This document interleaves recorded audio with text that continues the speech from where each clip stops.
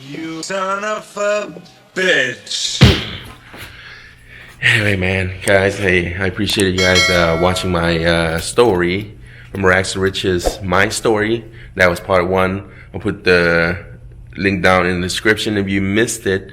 Other than that, I just want to say I appreciate you guys watching the video. What I was planning to do, just so you know though, is that if I get enough likes on this video, okay, I would love to do a longer version of it, basically, you know. But I'm not talking about just standing here, you know, making it more like go to the actual spot, you know. I'll literally fly down there, do like a memory lane with the video and the actual spot of every places that took place in my life, you know. And it'd be like a long video, but because I have enough likes, then it makes sense to do that, right? So don't forget to hit the like button. Then I know that you guys want to see something like that, then I'll make the long ass version one, right? But anyway, just get the show on the road, watch part 2. Don't forget, you love Lamborghinis, hit subscribe. You love supercars, hit subscribe. Of course, you love super trucks, subscribe. And as always, entrepreneurship, mentorship, things like that, always hit subscribe. You son of a bitch.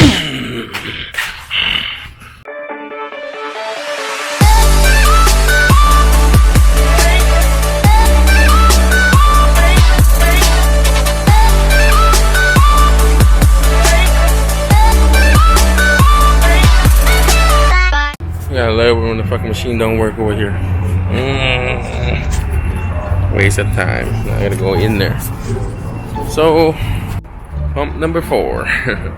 So anyway, my dad left to Washington and I stayed out in Hollywood to try to be a rock star.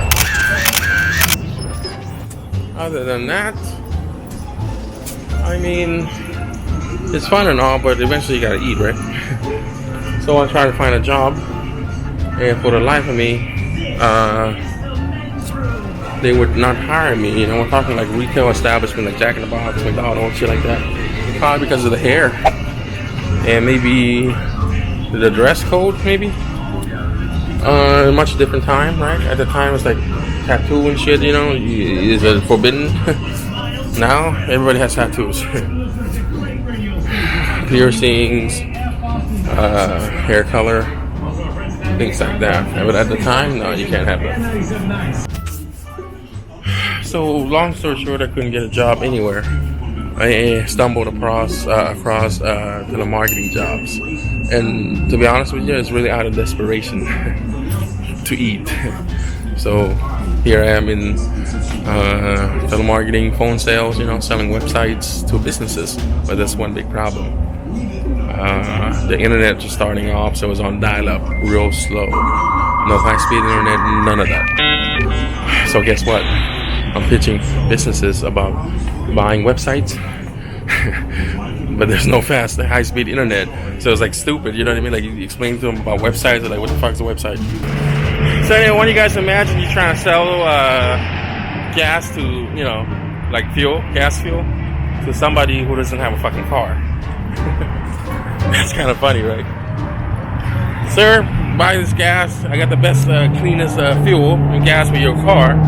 Because I don't have any car. It'll be like kind of funny. But anyway, long story short, 6 months into it, I became the top guy, ending up running this training everywhere, basically. Fun, huh? So far, you love the story, huh? You son of a bitch. 6 months into it, I ending up running their show, training everybody, right? Just so you know, I get $10 per every website, and it's $100. $130 per each website when you sell. Let me get to a better fucking corner, because this is bullshit. Way too fucking bright, dude. So like I said, I was getting paid $10 per every website. And the website is like $130, so I get $10, right? So I figured, hey, you know what? I could sell 10 a day. That's about, you know, $100 a day. I walk home.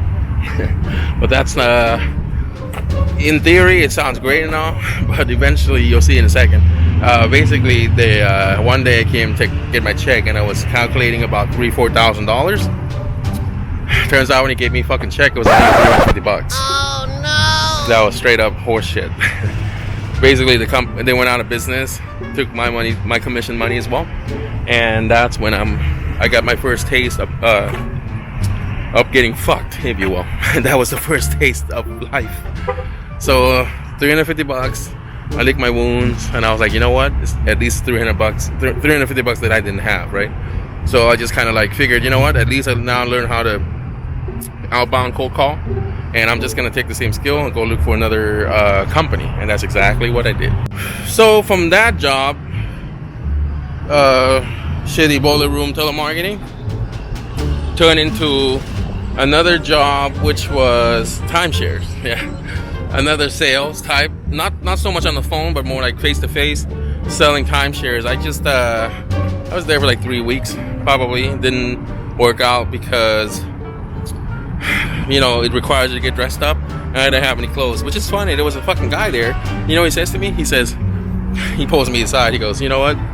One day when you learn how to make this Korean fucking asshole.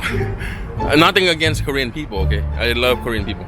But that one guy, he's a fucking dick, dude. You know what he says to me? He goes, when you make 10 grand a month, you gotta wear a white shirt and a necktie. And when you make 10 grand a month, then you will understand. That's horse shit. It's bullshit. Alright, so we're driving home. I appreciate you guys. At least if you still sticking around, I appreciate it that you guys are still, you know, listening, if you care. But it's a nice therapy, you know. Every time I talk about it, it's like a way to, I'm telling myself the story too. It's a nice way to always reflect on where you came from, right? So, all right. So obviously I got ripped off. I'm doing the timeshares now, and the timeshare gig it requires you to kind of get dressed up and a piece of shit guy. Nothing against Korean people. I love Korean people, but there's a Korean guy. He's a real piece of shit, and he told me, he said, you know what? If you haven't made that's why you dress like that and look like that, because you don't make 10 grand in a month like me. And he's like, you gotta wear a white shirt and all that. And I'm like, looking at him like, fuck you. But anyway, even back then, you know, I didn't want to listen to his bullshit, you know. But you know what? Life goes on, right? So eventually I ending up living in San Diego. I went to San Diego, living with my aunt. Here's the funny thing is that my aunt, she's like, why don't you come over and live with me? You know, what do you have going on out there? Of course, I'm lying to her. And I got shit going on out there. Nothing. Actually, in fact, I was sleeping in my car, and I was working these shitty telemarketing jobs, you know. And eventually I kind of gave in, because when you're at vulnerable stages of your life, you're kind of like, you're just looking for family, you know. I was brought up not to depend on family. But then eventually I gave in, because my cousin, real cool guy, he's still a cool guy to today, and he said to me that, you know, you should come live with us, you know. So I kind of did, and I lived there for not too long. Then I got into a little fight with another cousin of mine, which, long story short, I got kicked out. So now I'm living a block away, sleeping in the car with in my cousin's car, and then you know, the cool cousin. And from there I have to look for a job again, and I couldn't find a regular retail job, as you already know. I said that. So I resorted back to my cold calling telemarketing jobs. And at the time in San Diego, for those of you guys who don't know, is that the internet wasn't really, you know, they started to have a high-speed internet, but it wasn't something that everybody, you know, every home have like now, right? So I went to mortgage industry. Yeah. It sounded like it's big, but not really. It is a big industry, but what I do, which is cold calling homeowners to lower their monthly payments on their house. So it's not really that fancy. It's just a telemarketer job, you know, kind of thing. So I did that for a while, and I got pretty good at it.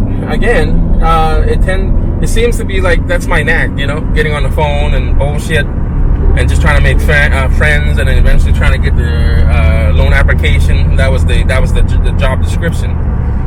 So I did that for a little bit, and one day, this one dude shows up, and his name was Eddie. He showed up all high, and I was like, who the fuck is this guy? And then eventually him and I became close friends, and again, I'm giving you a condensed version. We became really close friends, in that little piece of shit room that we're all cold calling from. Everybody was on drugs. I wasn't on drugs, but I might as well be at that time. So I did that. Eddie and I made good friends, but he was never really good at cold calling. In fact, he took a lot of asked for a lot of advice. How can I make, better calls and stuff like that. But one thing that I found interesting about Eddie is that he's like a machine on the phone. Like, he would not stop dialing. The problem with him is that he can make a lot of calls like a machine, but he doesn't know how to convey his message or the script, that was given from the the sales room. So I said to him, Eddie, you're gonna get fired, man. You better hustle up, In fact, I started giving him some leads to save his ass. You gotta make a certain quota a day, or they'll fire you. And believe me, this boss, he's a piece of shit. So you can be working there 5 years, he'll still fire your ass, even though if you haven't made your quotas, And the quota was this: you gotta get a lead for every hour. So we worked there 6 hours a day. That's 6 leads a day you gotta produce, or not, if you can. He doesn't care if you've been there 5 years, 1 year, 10 years, you're gone. So I said to him, man, I realized this week for some reason, like, his numbers are getting lower, and the leads I'm giving him, I started running out of them. So I said to him, dude, you need to fucking wake the fuck up, because they're gonna, Terry's gonna fire you. That's his name, the boss, the owner. And guess what? Sure enough, we're in the cold call room. The boss goes, Eddie, come here. I already knew he was getting fired. Now, here's the part that I wasn't ready for, is that he says, Eddie. I'm like, oh, fuck, he's getting fired, right? He and I became good friends, and we hung out a lot. I'm like, you're getting fired for sure. And then the boss looks at me and goes, King, you too. I was like, what the fuck are you calling me for? When we got in that room, he got a check ready for Eddie, and he also had a check for me ready. And I was just devastated, because I never got fired before in my life. I've seen movies when people got fired. It looked pretty bad, but it was the first time in my life that it happened to me. I took it with strides, and I just go, you know what, this is fucking fucked up. And the problem was, the rent's it's coming up like a couple weeks from now. And I gave some girl my money that I didn't even have. So I'm just worried, Anyway, so from then on, Eddie dropped me off at my house. He went his way, I went my way. I haven't seen him for another year and a half or two, By that time, though, I became a loan officer, finally. I found a chop shop. I answered the ad. It turns out it was a chop shop, meaning you didn't need to have licenses and all that kind of shit. It wasn't because it wasn't illegal. It was kind of illegal, but I didn't care, because I was like, I wanted to learn the business, But I did that. I became a loan officer, wore all the suit and all that bullshit. And one day, and I guess I became a top guy there. By that time, I started making 10 grand a month on average. Sometime I'll have a slow month. It'll be like 6,000. That's a lot of fucking money, man, for a guy who doesn't have anything to start with. And I started making 10 a month, 10 grand a month, 15 grand a month, which is all the money in the world at the time, One day Eddie shows up, and his ass was all dressed up like a businessman. In fact, I thought it was a banker. And I asked him, what the fuck are you doing here? He goes, I'm looking for a job. I'm like, what? So it turns out he was looking for a job here, as a telemarketer. So he didn't really go anywhere in his life. I became a loan officer, But anyway, long story short, he ended up working there, kind of for me. But then he eventually got fired again there, and I myself left because he got fired. So I left from that job, and him and I became kind of, we kind of lived together at that point in time. So we decided that we're gonna, run this mortgage business out of our house. He cold calls, give me the lead, I'll close it, I'll do the rest. And we split the commission half and half. If the commission's 10 grand, I give him 5, I keep 5, and that was the end of that. We would do that, rinse and repeat about, almost a year or so. So we both of us starting to have money. Eventually we got into a fight. Him and I parted ways right there, on the last day that I decided to leave him, there was a $30,000 commission. I still remember, it was like yesterday. I was going to steal it. I was going to take it because it was an asshole. But for the life of me, I couldn't. So I went back, gave him his half, kept the other half, and bounced. And life goes on, right? I went from there. I started my own chop shop, mortgage chop shop, if you will. Did everything wrong in the book, but it was easy. It was mortgage, and I already learned how to cold call. I already know how to train other people to cold call, so it was relatively easy. So I went at it for another couple of years. My own shop, started making pretty big bucks, but along the way made a lot of mistakes, bad ones at that, and that's a whole separate video for that. Eventually, though, that business, it took off right hard. And then but eventually it got to a point where the real estate was slowly taking a nosedive. Well, I was smack in it, so was everybody else. But in my case, where money started to go down. In fact, it got so low that I ending up having probably about $5,000 left in my pocket. That was it was getting disturbing. It was getting, disheartening, big time. And one day, Eddie calls up and he wanted to, and this is the part where everything turned around big time for me, was he called up, he wanted to buy a $1.2 million house. And I thought he was joking. So I'm like, okay, whatever, dude, I sent the information to my wife, which at the time, she wasn't my wife yet. She was just a girlfriend, But I sent all the information to her. I didn't take him seriously at all. And then I haven't heard anything about it for like a week or two. She calls me up and tells me that, hey, who is this fella, Eddie, what does he do for a living? And I don't really know. I kind of figured he's like in some sort of a stock business. I just don't know what exactly he does for a living, And then eventually I got irritated and I said, is this guy approved or not? And she said to me that he's loaded. And I'm like, loaded? What the fuck? She's like, you better look at the file. I start trying to find the file. I don't know where I put it at. So I scrambling looking for this file, Eddie's file. Turns out he was super loaded, just like what you said. He has a lot of money, a lot of assets, and I'm just like, what the fuck? This dude, $1.2 million house, he wants to put down 20%. He have the money. From there, that's how I jumped into always working for him. There was two. This is two at the end now of the story, but the first time I worked for Eddie, my ego was like the size of a mountain, and right now it's still the size of the mountain. But I was dumb. The first time I went and worked for him, I would kind of have a like headbutt because I remember that he used to work for me and I worked for him, right? So I had to lower my shoulder down big time. But anyway, so I went and worked for him, and then we got into a fight, and I kind of left. 3 months into it, I left. And then I figured I could kind of do this all on my own, and I was super wrong on that. I spent about 10 months maybe. Couldn't really make anything out of it, I was way too premature to leave, and I regretted it actually. But lo and behold, I had a second shot.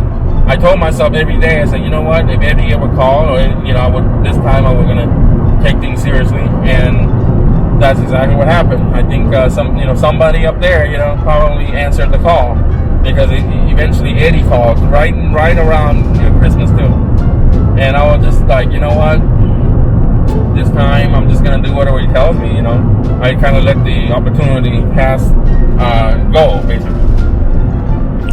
I went and worked for him the second time around.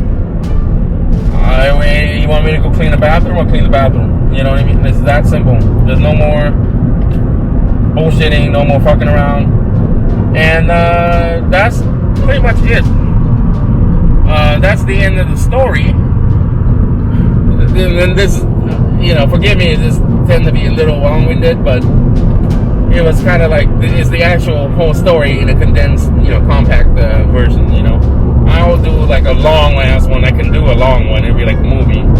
But that's it. From Thailand to America, 1983, and here we are. And here I am now, 45 years old. And you know what? We're blessed because it takes some perseverance, I guess. Takes some